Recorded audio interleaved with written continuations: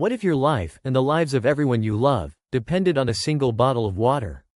And what if the price of that bottle was controlled by a hidden empire 1,000 miles away, an empire that grew richer with every drop of your suffering? This is not a dystopian movie. This is the chilling, true story of a nation brought to its knees, held hostage by one of the world's most powerful corporations. You are about to witness a story they never wanted you to see. A story of a secret that lay buried for centuries beneath the desert. A secret so powerful, it could liberate a nation or get a president killed. You will see the confidential corporate memos where executives coldly calculated how to profit from a humanitarian crisis. You will learn about the secret meeting where a desperate leader was told to abandon his people or face total economic ruin. Quick cut. A flash of an old, hand-drawn map with strange symbols. And you will discover the almost unbelievable choice he made, to turn his back on modern science and stake his country's entire future on the word of a mysterious old man. A man who claimed he could hear water speaking. Quick cut. A shadowy figure placing something in a water tank at night. But the deeper they dug, the more dangerous it became. We will show you the evidence of a shocking corporate crime. A sabotage attempt so ruthless, it was designed to poison millions. What you're about to see is a battle not just for water, but for the soul of a nation. Stay with us, as we uncover how one man's impossible gamble exposed a global conspiracy and sparked a revolution that would change the face of a continent forever. The most shocking truths are at the very end. You will not want to miss a single second. Subscribe for more video. The sun was not a star, it was an adversary.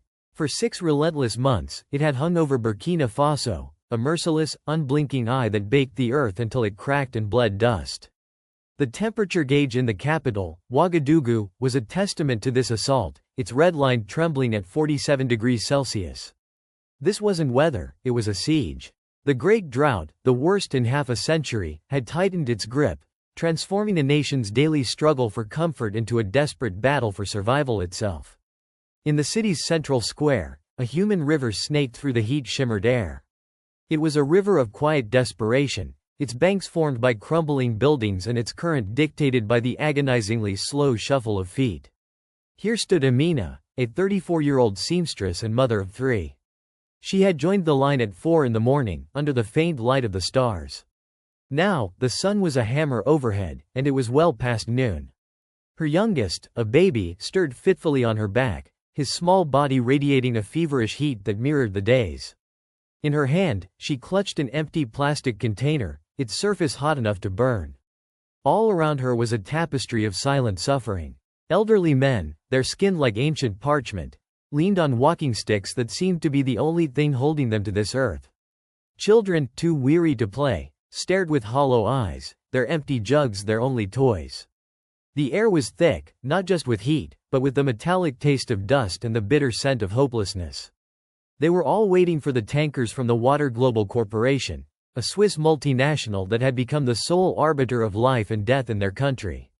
The tankers came less often now, and each time, the price was higher.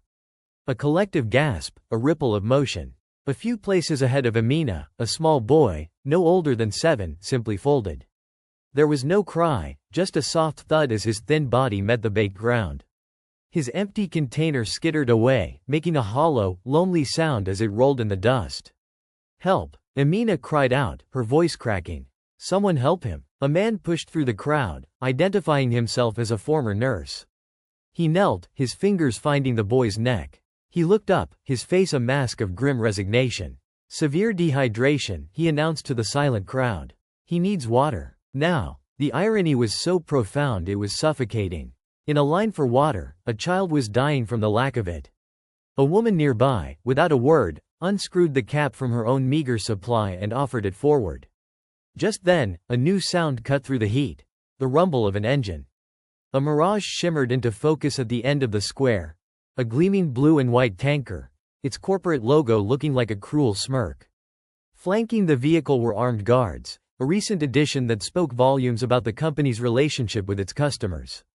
A local man, a distribution manager whose eyes refused to meet those of his countrymen, stepped out.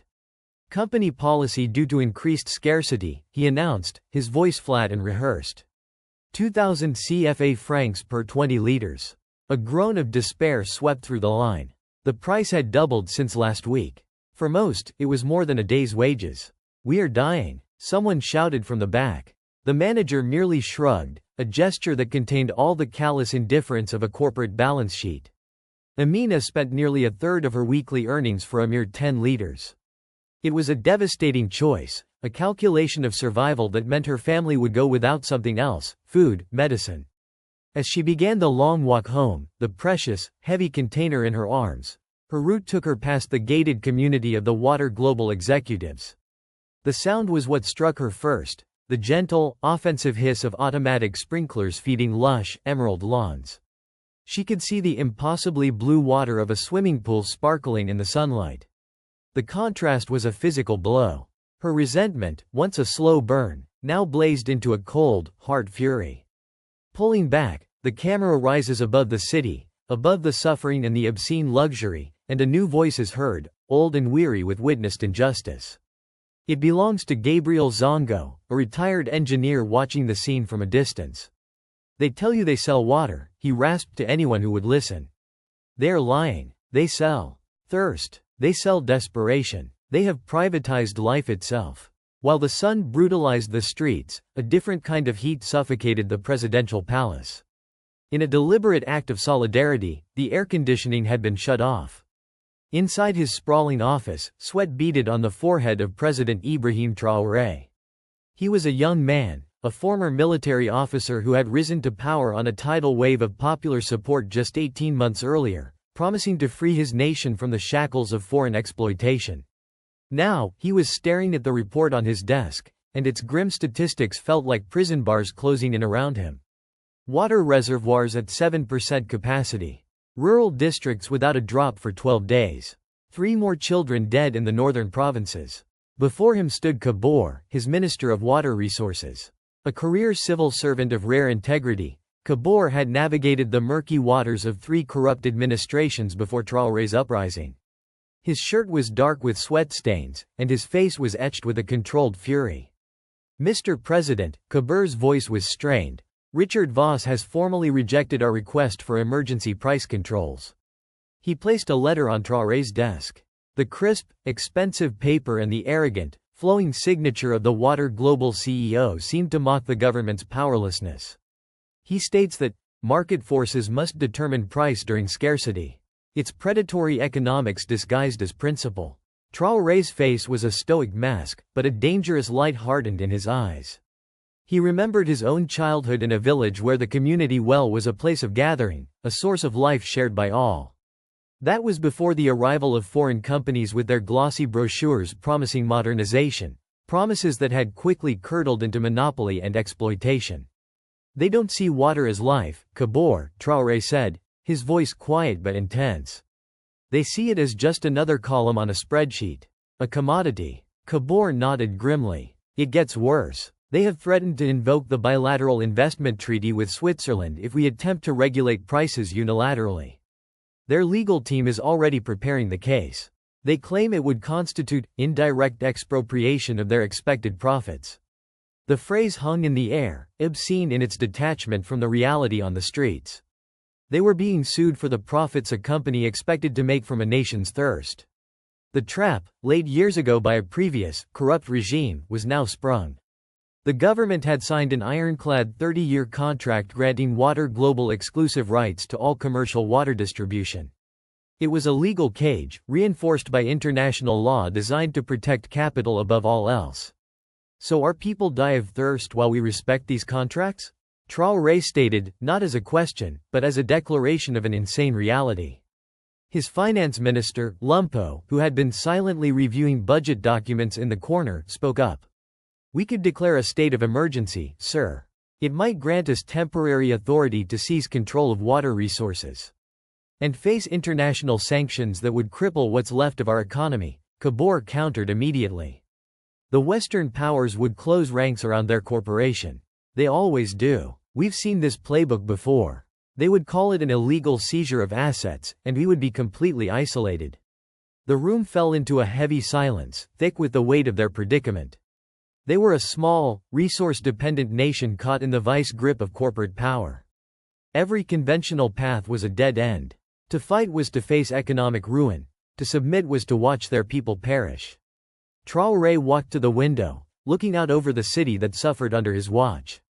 In the distance, he could see the gleaming glass facade of the Water Global Burkina Faso headquarters, its green lawns an oasis of stolen water in a desert of need. He felt the crushing weight of his promise to his people, a promise that now felt like a cruel joke. The cage was locked, and the key was in a vault in Geneva.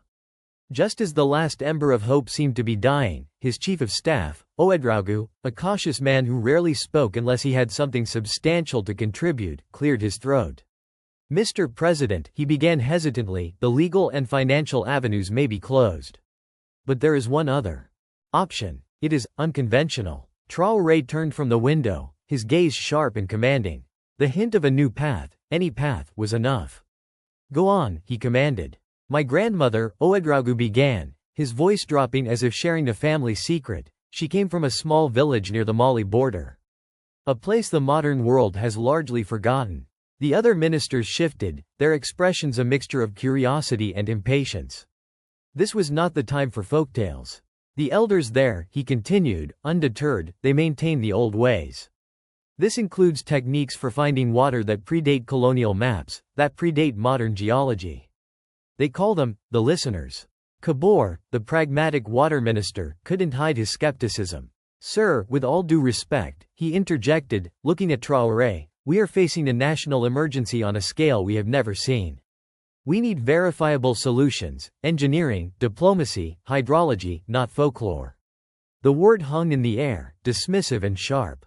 But Traoré did not dismiss it. He had risen to power partly on a platform of restoring national pride, which included valuing the very traditions that colonialism had systematically branded as primitive or superstitious. He had grown up hearing tales of such men, though he had filed them away with other childhood stories. These listeners, Traoré asked, his focus entirely on Ouedraogo, how reliable are they? My grandmother swore by them, Ouedraogo replied with quiet conviction. She said they found water during the Great Drought of 1973, when all the French engineers with their drills and charts had failed. They saved her village. He paused, then delivered the crucial piece of information. There is one man in particular. He is said to be the most gifted waterfinder in generations. His name is Amara Dio. He is very old now, but if anyone alive can hear the water sleeping beneath the Sahel, it is him. The idea was radical, a leap of faith in a moment that screamed for scientific certainty. It was a political gamble of the highest order. If it failed, he would be ridiculed as a fool who turned to superstition while his people died. But every conventional door had been slammed shut in his face. The choice was between guaranteed failure and a sliver of impossible hope. Find me this Amara Dio, Traoré said, his voice firm with a sudden, decisive energy. Do it discreetly. No official channels. No government vehicles. I want no record of this. He then turned to his skeptical water minister. Kabore, you will continue to pursue all conventional options. Increase the diplomatic pressure. Keep negotiating with Water Global. Explore emergency imports from Algeria, even if it bankrupts us. We will fight on all fronts. But I will not leave a single stone unturned, or a single well undug, while our people thirst. The ministers left, a sense of renewed, if fragile, purpose in their steps. That evening, as the city tossed and turned in the oppressive heat, a single, unmarked military jeep slipped out of the presidential compound. The usual motorcade and security detail were gone. Such a conspicuous display would attract the attention of Water Global's extensive network of informants. Inside sat Traoré, dressed in simple civilian clothes, and his chief of staff, Ouedraogo. They drove into the deepening darkness, leaving the paved roads of the capital behind for the dirt tracks that led into the nation's rural heartland. The landscape they drove through was an alien terrain, a moonscape of cracked earth and the withered skeletons of trees. They passed silent villages where the crisis was even more acute than in the capital, far from the cameras and the performative concern of the international community. Here, suffering had no audience. Small, fresh mounds of earth marked the graves of those who had already lost the battle against the heat and thirst. We are failing them, Traoré said softly, the words tasting like ash in his mouth as they passed another village where hollow-eyed children stared at their vehicle without emotion. The journey was a descent into the very heart of the crisis. As the jeep rattled deeper into the parched, forgotten lands near the Mali border, the question hung heavy and unspoken between the two men. Were they driving towards a miracle, or were they simply chasing a ghost across the desert? At dawn, they arrived. The village was a collection of mud brick homes that seemed to rise organically from the parched earth, their forms softened by the first light. Unlike the other settlements they had passed, this one felt different. There were subtle signs of resilience, a testament to a deeper wisdom. Strategically placed shade structures made of woven branches broke the sun's tyranny. Patches of carefully tended, drought-resistant plants clung to life. And most surprisingly, there was a small but thriving garden near the center of the village, a defiant splash of green in a world of brown. There, in a modest dwelling adorned with traditional symbols meant to ward off evil and welcome benevolent spirits, a man was waiting for them. Amara Dio was 82 years old, his face a beautiful, intricate map of wrinkles, each line a story. He greeted the president of his country not with deference, but with a profound and unshakable dignity that required neither wealth nor title. "My president," he said, his voice like the rustle of dry leaves. "You have come about the water." It was not a question, but a statement of fact. Traoré, a man not easily caught off guard, was momentarily speechless. How did you know?" A smile deepened the web of wrinkles on the old man's face. "When the most powerful man in the nation travels in secret to visit a forgotten old man like me, during the worst drought in living memory, what else could it be about? Besides," he added, a mischievous twinkle in his ancient eyes, "your chief of staff's grandmother was my cousin. Family speaks to family, even across great distances and the passage of time." Ouedraogo looked slightly embarrassed, but Traoré nodded, accepting the explanation. He turned his full attention back to Dio. "You are right. I have come about the water. My people are dying, and foreign companies grow rich from their thirst. My government is trapped by laws and threats. They say there is no other way." Dio looked at him, his gaze piercing, seeming to look right through the president to the man beneath. "Do you remember the stories your father told you?" he asked unexpectedly. The question hit Traoré like a physical blow. His father, Abdul Traoré, had been a local leader who fought against the initial privatization of water sources. He had died when Ibrahim was just 14, in a driving accident that no one in his village ever truly believed was an accident. Few people outside his family even knew of his father's activism. "How do you know of my father?" Traoré asked, his voice soft with a flood of buried emotion. "He sat where you are sitting now, many years ago," Dio replied gently. "He came to me with the same fire in his eyes, the same pain for his people. A good man. He spoke of you often." The revelation was a profound, unexpected gift. It was a glimpse of his father through the memory of another, a bridge across time. "What did he say about me?" Dio chuckled, a dry, rasping sound. "He said you asked too many questions. A trait he admired. He said you would never accept the world as it was presented to you. That you were born to look beneath the surfaces." Traoré felt a lump form in his throat. He composed himself, the mission now intertwined with a powerful, personal thread. "He told me stories," Traoré acknowledged, "about the old beliefs. That beneath the Sahel's scorched skin, there are vast, hidden rivers known only to those who keep the traditional knowledge." "Not beliefs, Mr. President," Dio corrected him firmly but gently. "Knowledge. The difference is vital. A belief can be dismissed as superstition. Knowledge persists, whether it is recognized by universities in Paris or not." He rose with surprising agility and retrieved a bundle of animal skins from a wooden chest. Carefully, he unrolled one onto a low table. It was covered in intricate patterns and symbols. "These are water maps," he explained, "made by my grandfather's grandfather, and updated by each generation. They show the hidden veins of our land, the lifeblood that flows deep beneath the skin of the earth." The lines and symbols were unlike any geological survey Traoré had ever seen. They seemed to pulse with a meaning he could not grasp. "Can you help us?" Traoré asked, the question now stripped of all formality. "Can you find water that Water Global hasn't found, or has hidden from us?" Dio studied him for a long, silent moment. "I can try," he said. "But you must understand, finding water is one thing. Accessing it is another. And challenging those who profit from its scarcity, that is the most dangerous part of all." He looked directly at Traoré. Your father made a promise to his people. He did not live to fulfill it. Are you prepared for the forces that will align against you if you succeed where he could not? The unspoken warning, the memory of his father's fate, hung heavy in the cool air of the hut. Traoré met the old man's gaze without flinching. I am. Dio nodded slowly, a silent acknowledgement passing between them. Then we should begin. The journey will take us where the maps cannot. He began to gather his things. A gnarled walking stick, a small leather pouch, a gourd for water. Ouedraogo looked at the simple items, his skepticism returning. These are your tools? Dio smiled patiently. My tools are here, he said, tapping his temple. And here. He placed a hand over his heart. These are just for the journey. For 3 days, they journeyed. It was a pilgrimage into the heart of a forgotten world, guided by a knowledge that felt both ancient and alive. Amara Dio moved across the scorched landscape not as a man traversing it, but as a scholar reading its pages. He led them away from roads and known landmarks, following paths that appeared on no modern map.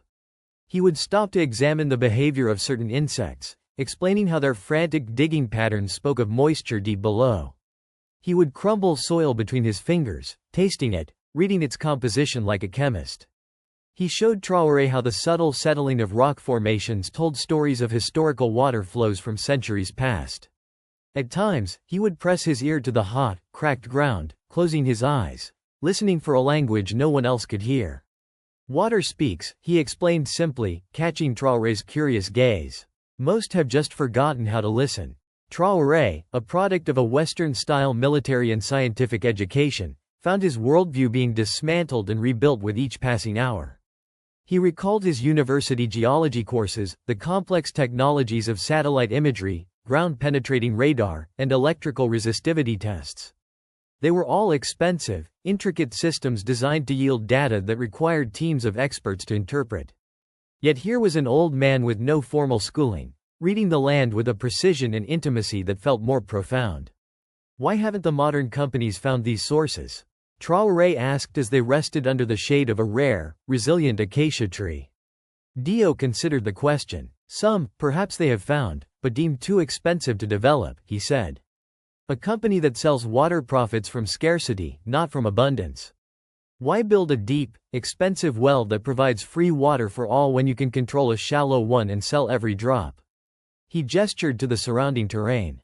Others, they missed because they look only where their instruments tell them to look. Their machines are designed to find what is easy, what is profitable. But water has memory. It leaves traces of where it has been and where it still flows, traces that are invisible if you are only looking at the surface. On the third day, in an unremarkable valley 80 kilometers from the capital, Dio stopped. The area seemed no different from the dozens they had crossed, a desolate expanse of dry earth, sparse vegetation, and sun-bleached rock. He tapped his gnarled wooden staff on the ground with a quiet finality. Here, he said, the ancestors speak of a great underground lake here. It has slept since before the Europeans came.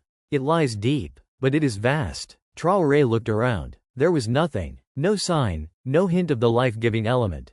Skepticism warred with the trust he had developed in the old man.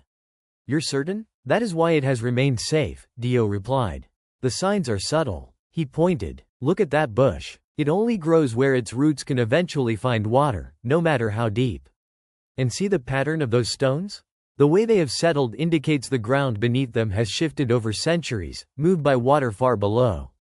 While Traoré stood at this crossroad of faith and doubt, the gears of the modern world were turning. In Ouagadougou, Water Global's CEO, Richard Voss, had arrived on his private jet. He was the very picture of corporate power, tall, tan, and radiating an aura of dismissive superiority. He was escorted to the presidential palace, expecting to find a desperate, broken leader ready to capitulate. Instead, he was met by Ouedraogo, who simply handed him a sealed envelope. The president is attending to urgent matters, the chief of staff said neutrally. He left this for you.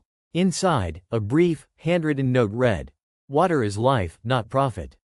In 1 week, Burkina Faso will announce its water independence. You are invited to attend." Voss laughed, a sharp, barking sound of disbelief. Your president lives in a fantasy world, he scoffed, pocketing the note. These theatrical gestures are for the masses. We own the infrastructure. We control the supply. That is the reality. But as he left, a seed of unease had been planted. His intelligence network had detected nothing. No new projects, no foreign aid, no secret deals. The confidence of the note was unsettling. He made a call to his head of security. Increase surveillance. I want to know what he's up to. He didn't know that Traoré had anticipated this. The public meeting request had been a feint, a masterful diversion to focus Water Global's attention on the capital. The real action was unfolding far from their prying eyes. Upon his return, Traoré had convened a secret midnight meeting with his most trusted military engineers. He explained Dio's discovery and the incredible risk he was about to take. We need to drill, he commanded, and we need to do it in absolute secrecy. Under the cover of a shell company created overnight, an Algerian firm supposedly exploring for lithium, drilling equipment was moved to the valley Dio had identified. For 5 agonizing days, the drill bit chewed through the earth. Layer after layer of dry rock and soil. The engineers grew doubtful, their whispers turning from skepticism to certainty that this was a fool's errand. Amara Dio sat patiently near the site, unperturbed. Deeper, he insisted each time they consulted him. By the 5th day, they had reached 300 meters. The lead engineer, a German-educated woman named Fatoumata, approached Traoré with grave concern. Mr. President, our equipment isn't designed for this depth. The bedrock is incredibly dense. We are wasting precious fuel and risking a breakdown for nothing. The moment of truth had arrived. His modern, highly trained experts were telling him to stop. An old man with a walking stick was telling him to continue. Traoré looked from the worried face of his engineer to the serene, unwavering gaze of Amara Dio. The old man met his eyes and said simply, 1 more day. 50 more meters. Against all technical advice, against all logic, Traoré made the call. He was staking his credibility, his presidency, and his nation's last hope on a promise whispered from the past. As the drill groaned back to life that night, chewing into the final 50 meters, the fate of Burkina Faso hung suspended in the dark, dusty air of the valley. The silence of the pre-dawn desert was shattered at 3:17 a.m. It wasn't a loud noise, but a sudden, jarring change in the rhythm of the drill. The high-pitched groan of the motor biting into dense rock abruptly dropped to a low hum as the drill bit plunged several meters, meeting no resistance. A cavity. For a breathless moment, the crew stared at the rig, their faces illuminated by the harsh floodlights. Then, it happened. A deep, subterranean rumble was followed by a geyser of water bursting from the borehole with a force that sent workers scrambling for safety.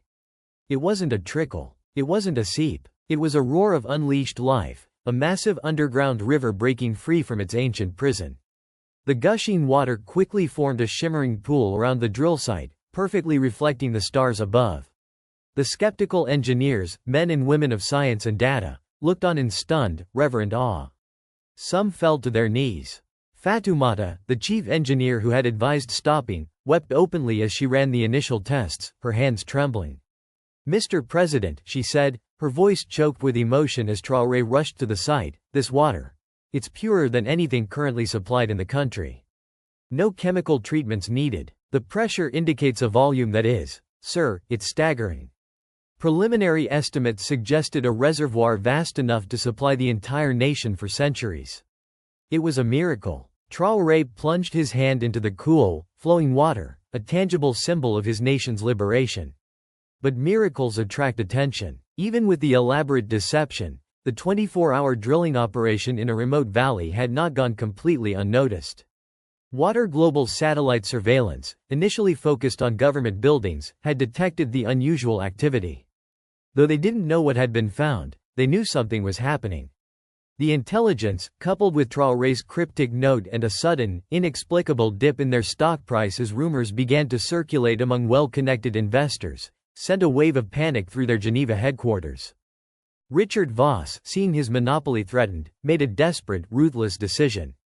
In a secure video call from his pristine office, he gave a cold, precise order to his head of operations, a former French Foreign Legion officer named Marcel Dubois.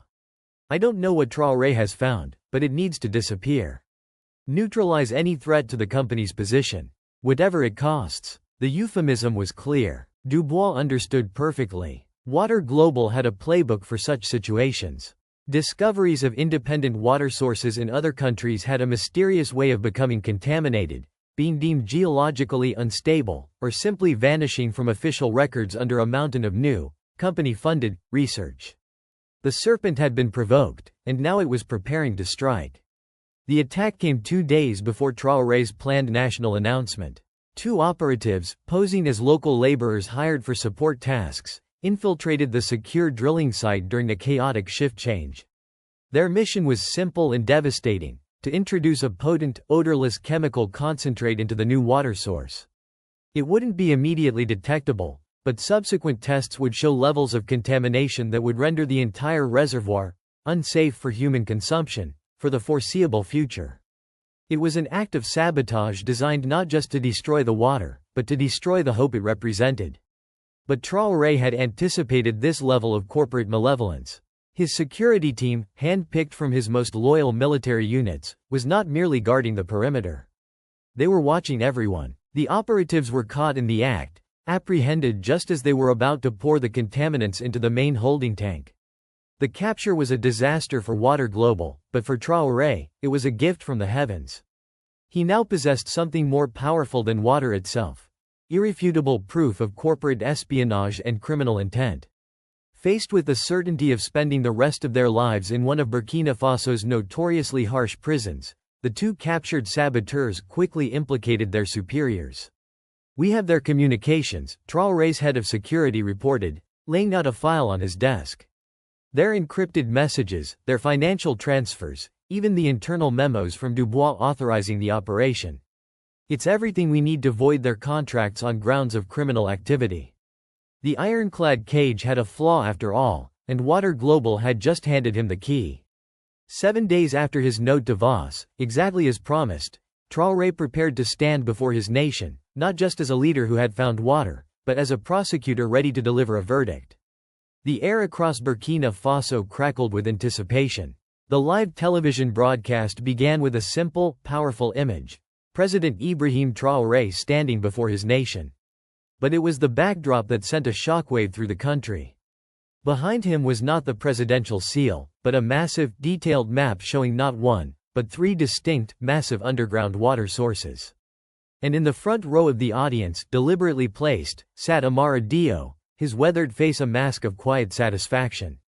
Beside him were other traditional knowledge keepers from across the country, a living symbol of a nation reclaiming its heritage. "My fellow citizens," Traoré began, his voice steady and resolute, resonating from radios in dusty villages and televisions in crowded city squares. "Today marks a turning point in our history. For too long, we have suffered under a new kind of colonialism, water colonialism. We have allowed foreign companies to control our most essential resource, to treat as a luxury what God gave us as a right." He detailed the discovery of the first great reservoir, carefully and deliberately crediting the ancient knowledge of our ancestors, a knowledge personified by the old man sitting before him. Then, the undeniable proof flashed across the screen. Breathtaking footage of the gushing water, the pristine pool reflecting the African sky, followed by preliminary geological reports confirming its purity and staggering volume. The evidence was irrefutable. This was no political stunt, it was a nation-altering reality. "Today," Traoré declared, his voice rising with power, "Burkina Faso reclaims its water sovereignty." The announcement was met with a stunned silence, followed by eruptions of joy across the country.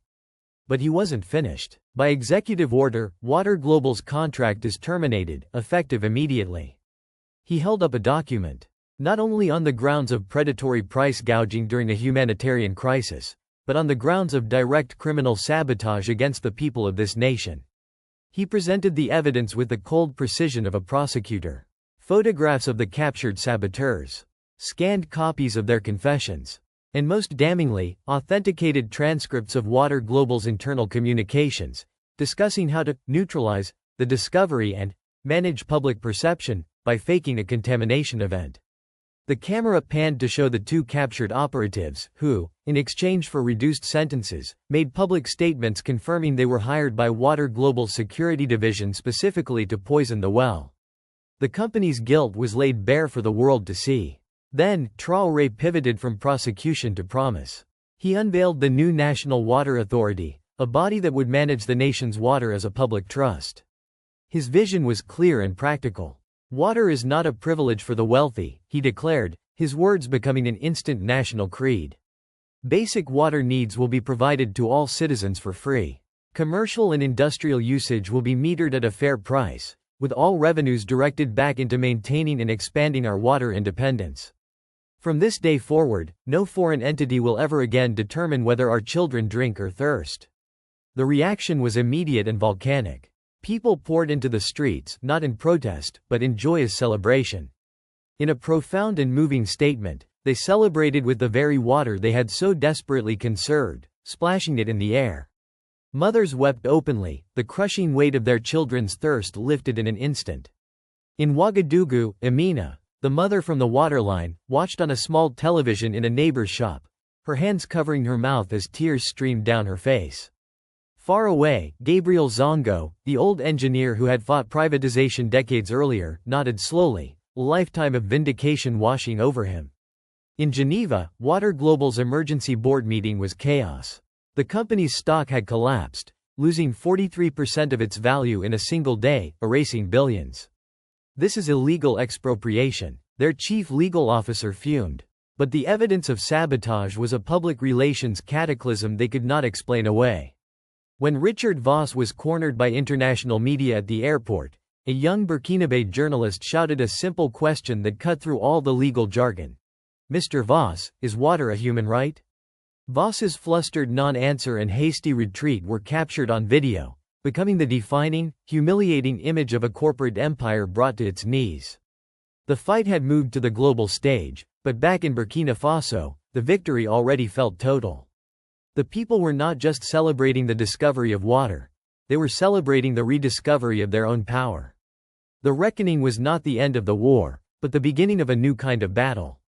As Traoré predicted, the pushback was swift and severe. Western governments, beholden to corporate interests, issued stern statements about the sanctity of contracts and the unstable investment climate in Burkina Faso. Credit rating agencies, in a coordinated move, downgraded the nation's debt to junk status. The International Monetary Fund suddenly discovered irregularities in past loans, threatening to withhold future aid. It was the classic playbook of economic strangulation, designed to make an example of any nation that dared to defy the established order. But Traoré was prepared. In the months leading up to the discovery, he had quietly forged stronger diplomatic and military ties with nations outside the Western sphere of influence: Russia, China, Turkey, and a bloc of independent-minded African states. When the pressure mounted, he reminded his cabinet, "We are not alone. And more importantly, we now possess the one thing that gives us true independence, our own water." He moved with remarkable speed to convert the discovery into tangible relief.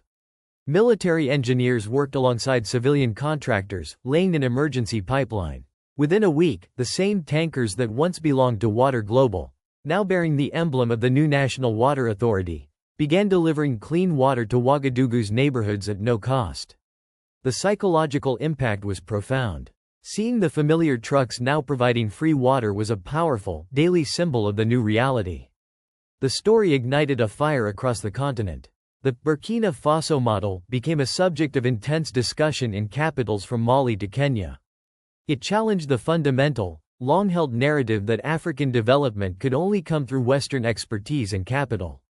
Here was a case where indigenous knowledge, dismissed for generations, had succeeded where modern methods had either failed or been deliberately suppressed. Amara Dio, once a forgotten elder, found himself respectfully consulted by delegations from neighboring countries, sharing his wisdom not as a trick to be sold, but as a relationship with the land to be honored.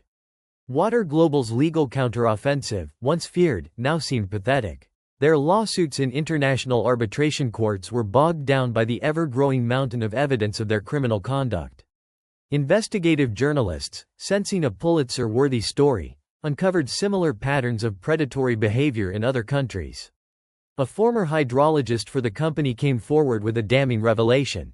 Internal documents proved Water Global had known about the massive underground reservoir in Burkina Faso for years, but had classified the discovery as economically non-viable, corporate code for a source too abundant to be profitably controlled. The scandal reached a crescendo when Richard Voss was forced to resign in disgrace after leaked emails showed he had personally authorized the cover-up and the subsequent sabotage attempt. Facing lawsuits and reputational ruin, Water Global eventually settled, accepting a fraction of what they had demanded. They were allowed to operate as a simple service provider under the strict oversight of the National Water Authority, their reign as resource tyrants over. 1 year after the crisis, Ibrahim Traoré returned to Amara Dio's village. The transformation was breathtaking. The once dusty community was lush, with flourishing gardens and a new school funded by commercial water sales. The old man sat under a baobab tree, watching children play around a new community well that never ran dry. "You have brought life back to our land," Dio said as Traoré sat beside him. "No," Traoré replied, shaking his head.